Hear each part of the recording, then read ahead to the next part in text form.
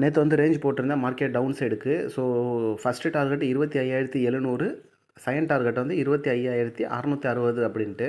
So மார்க்கெட்டோட closing வந்து 25,814. So market ஃப்ளாட்டாக ஓப்பன் ஆகும்போது நமக்கு இந்த 2 டார்கெட்டையுமே அடிச்சிடும்.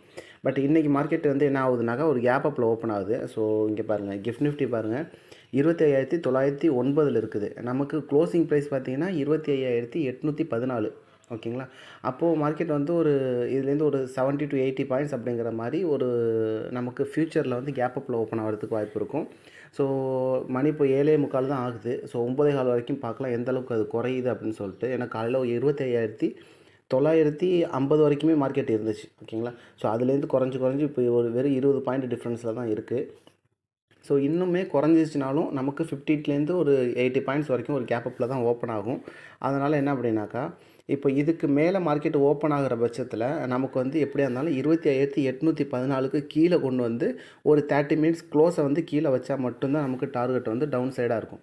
ஓகேங்களா? ஸோ சில பேர் வந்து 9:15க்கே வந்து சரி நம்ம புட் ஆப்ஷன் எடுத்துடலாம்னு சொல்லிட்டு கேப் அப்பில் ஓப்பன் ஆனிச்சினாலும் புட் ஆப்ஷன் எடுக்கிறதுக்கு ரெடியாக இருப்பாங்க.